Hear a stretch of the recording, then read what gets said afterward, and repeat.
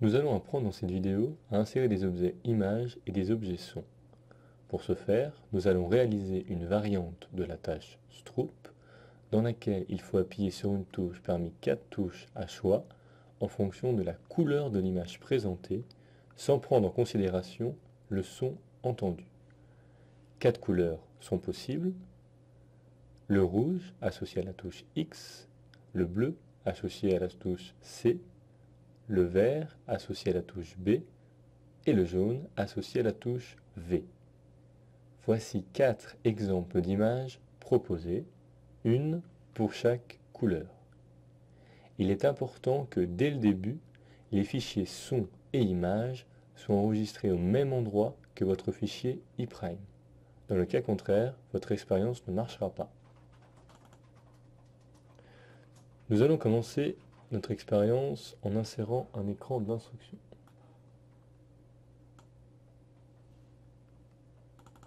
Puis, nous allons ensuite ajouter une nouvelle liste.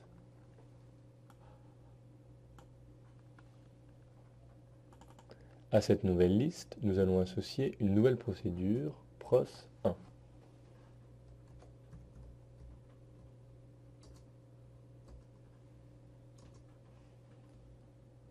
À cette liste, nous allons ajouter 3 essais et 2 attributs. Le premier attribut, image, va correspondre à l'image qui sera affichée à l'écran. Le deuxième attribut, que nous allons nommer repco, sera la réponse correcte pour chaque essai en se basant sur l'image, vu que dans la tâche, le sujet va devoir ignorer le son entendu. Pour le son, nous allons ajouter une liste que nous allons appeler lson. Nous la mettons en nested.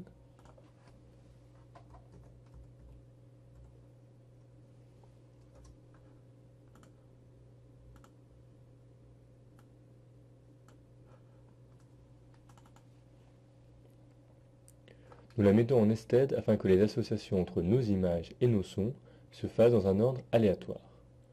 Nous ajoutons à cette nouvelle liste 3 essais et un attribut qui va être notre son. Nous pouvons maintenant remplir nos lignes. Il est important que les noms apparaissant dans nos listes soient exactement les mêmes que ceux de nos fichiers images et sons, extensions comprises. Faites attention notamment aux majuscules. Pour limiter les erreurs, vous pouvez préparer une feuille Excel avec tous vos noms de fichiers et effectuer des copier-coller. Nous allons commencer par mettre les noms de nos images dans la première liste. Nous avons donc fraise.bmp, poisson.bmp, salade.bmp et soleil.bmp. Nous allons maintenant mettre les réponses correctes associées, soit X, C, B et V. Pour les sons, nous allons aller dans notre deuxième liste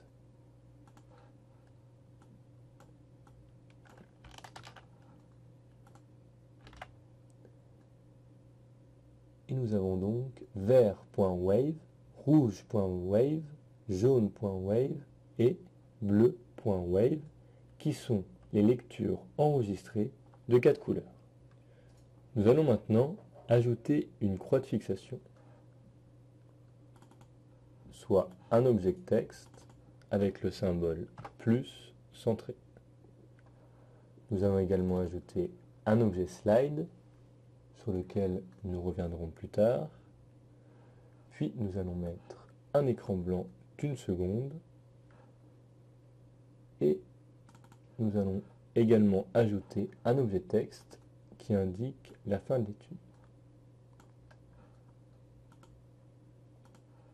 Avant d'aller plus loin, il faut s'assurer que le son est activé. Pour ce faire, nous allons double-cliquer sur Experiment Object. Dans cette fenêtre, nous allons sélectionner l'onglet Device et cocher Sound si ce n'est pas déjà fait. Si nous voulons uniquement faire apparaître une image ou un son, nous pouvons simplement ajouter un objet image ou un objet son. Dans notre cas, nous voulons faire apparaître le son et l'image au même moment. C'est pour cela que nous avons recours à l'objet slide.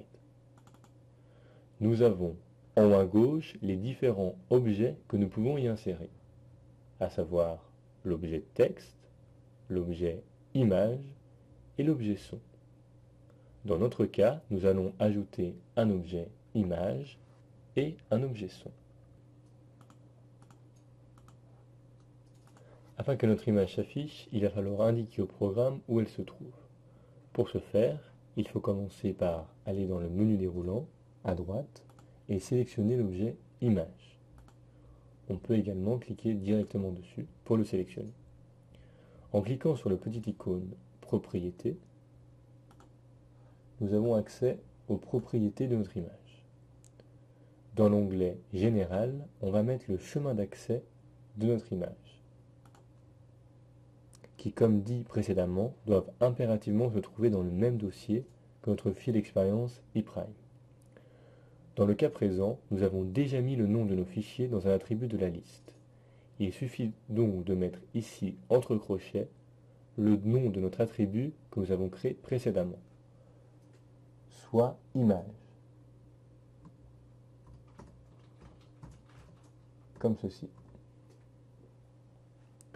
Dans l'onglet Frame, on va pouvoir modifier les propriétés de notre image. Nous voyons que par défaut, notre image sera centrée. Nous allons changer les dimensions de l'objet image afin que nos objets images soient affichés en entier, soit 100% sur 100%. Comme ceci. Nous allons maintenant nous intéresser au son. Pour cela, nous sélectionnons l'objet son et nous allons associer l'attribut son.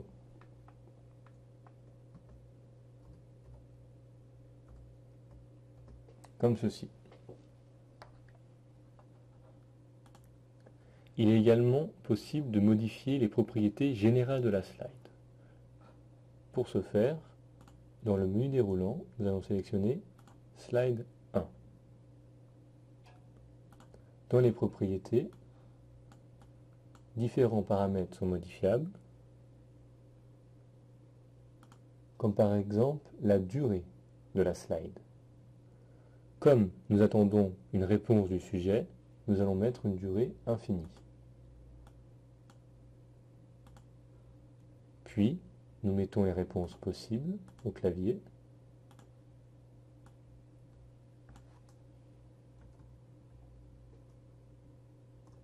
Et les réponses correctes, avec l'attribut créé précédemment Repco.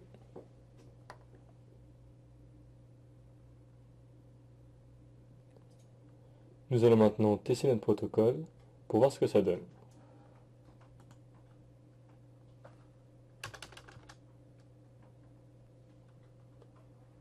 Vert, rouge, jaune, Les sons s'affichent bien en même temps que les images et le logiciel attend la réponse bleu, avant de passer au prochain essai. Voilà, nous avons réalisé une tâche de Stroop Image et Son. Merci pour votre attention.